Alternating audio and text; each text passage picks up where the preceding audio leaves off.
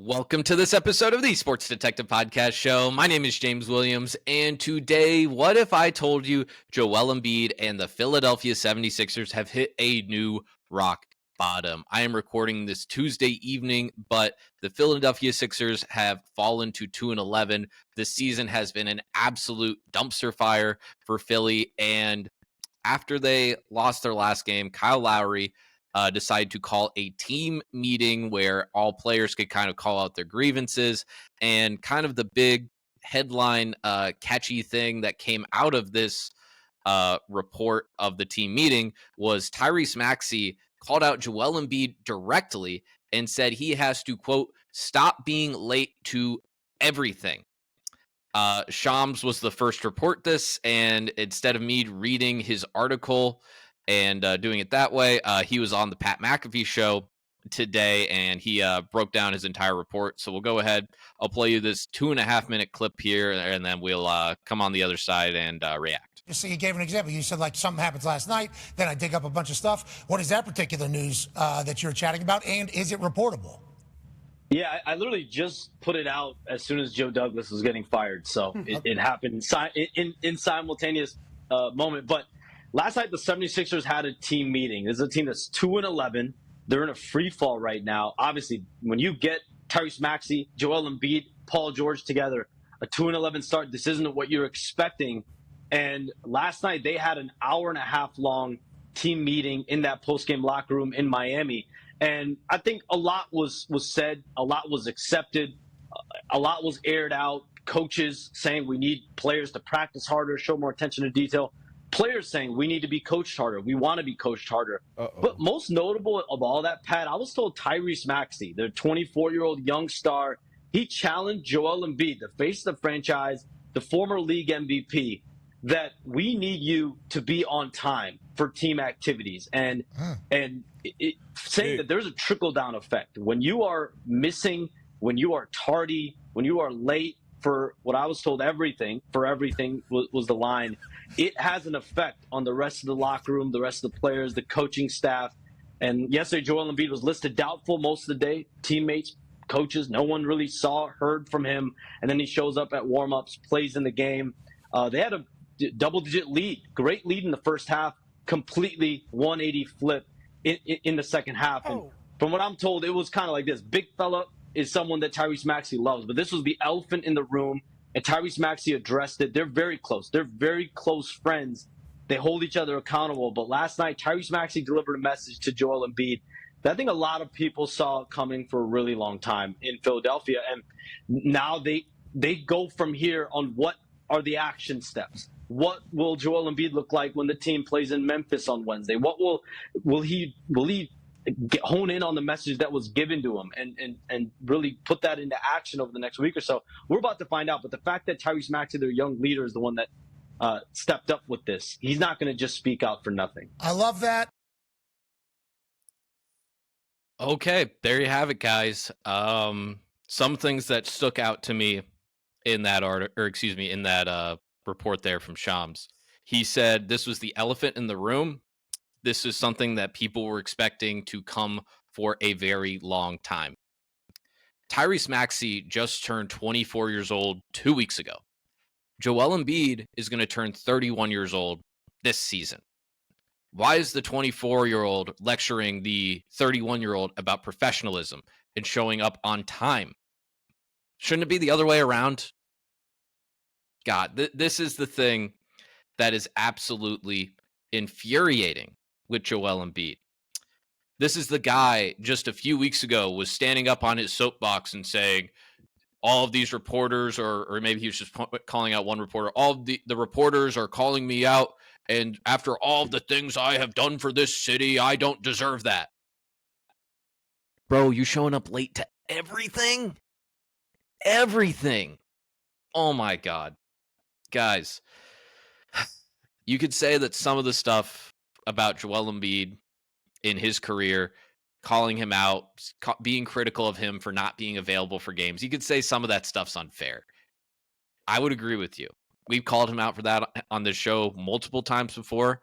We didn't call him out for not being available. We called him out for not getting his body into the perfect shape to be 100% available to play games. Guys, Anthony Davis, how many times just 2 seasons ago were people just absolutely lambasting and roasting Anthony Davis for not being able to play? The guys on TNT nicknamed him Street Clothes because he wasn't playing in enough basketball games. I don't want to hear Joel Embiid in the offseason going like, oh, everyone in the media hates me. Dude, compared to other people, you have gotten off scot-free. This has been a repeated thing with you in your career, where early on in your career, it's you losing the playoffs to the Kawhi shot. It's like, oh, he hit a crazy, amazing shot. Not your fault. Next few years, it's Ben Simmons' fault. It's Brett Brown's fault. It's Doc Rivers' fault. It's James Harden's fault. Last year I was hurt, and I was also hurt all the other years that we lost in the playoffs. When is it going to be the time that we look at Joel Embiid and say, you have to do better? You have to be better prepared. Guys, he's dropped 50 in a playoff game last year. And then people are like, you can't really blame Joel for the playoff loss because he was hurt. I don't know. He's healthy enough to drop 50. The Knicks didn't have Julius Randle the entire season, who's an all-star. So I feel like we're kind of even. You guys get a banged up Joel Embiid, they don't get their second best player. I think that's kind of even. This takes me back to we did this the last time we talked about Joel Embiid, where there was, if you go back a few years ago, 2023, I believe it was 2023, it was the last year Harden was on the team. Sixers are up 3-2 against the Celtics in Philly game 6. Late in that game, Stan Van Gundy calls it out on the broadcast that James Harden and Joel Embiid are dogging it coming back down the court. It's a transition play for the Celtics with like less than 2 minutes left in the game, and it is a tight game. And they are half-assing it down the court. And Stan Van Gundy rightfully called that out. There was also a report a few years ago. That was a story. I think it might have been in the bubble. It was when Westbrook came to Houston to pair up with James Harden. And I believe it was in the bubble. And they're getting ready to have like a team meeting. And the last person to show up is James Harden. He's late. Apparently, it's something he had been doing for a while. And Russell Westbrook, a guy that's not afraid of confrontation almost to a fault a lot of times, basically stood up and was like, let's just start the meeting without him. Screw James Harden. Like, we're all here. He's wasting our time.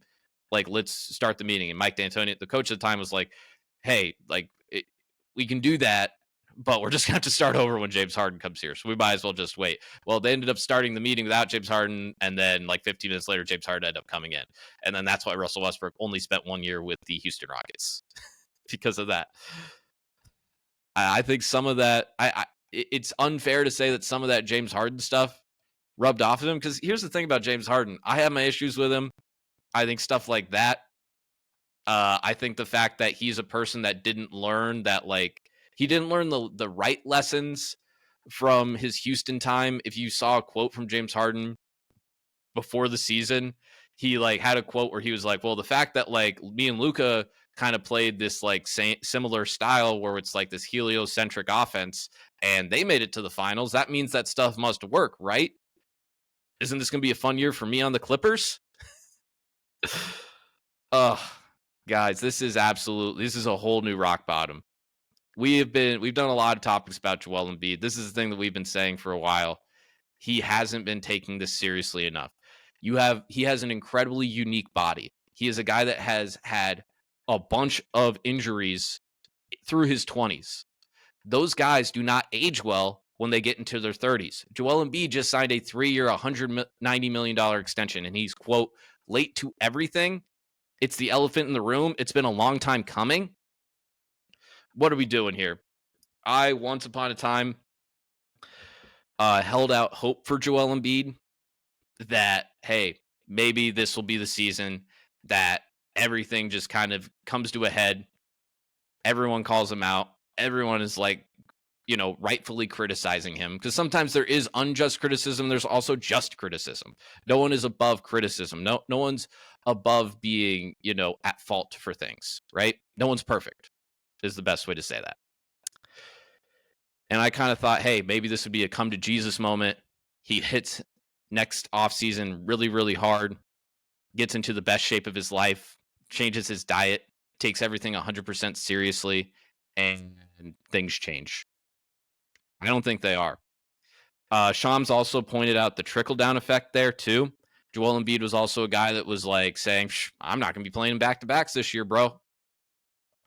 The problem with doing this load management thing for Joel Embiid is it's really hard for other people. Like, the Sixers are basically an entirely new team other than like 3 or 4 guys I think were still here from last year. If you're only going to play in at this pace, you're going to be playing less than 50% of the games. Like, it's harder for a coaching staff to like game plan the games that you're not there.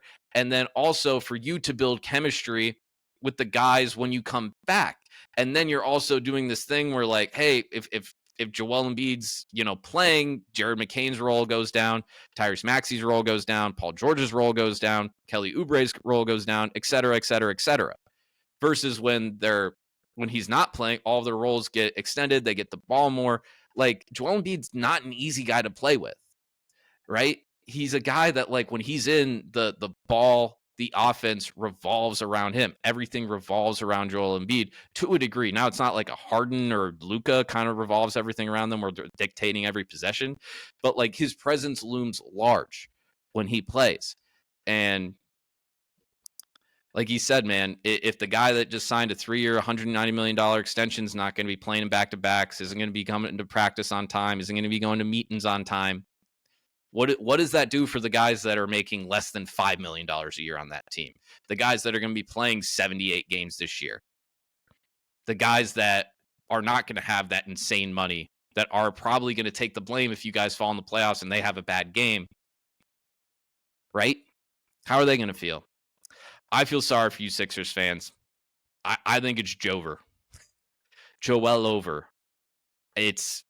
I've lost all faith after this. I've lost all faith in ever having him turn around. Now, I didn't have much faith to begin with.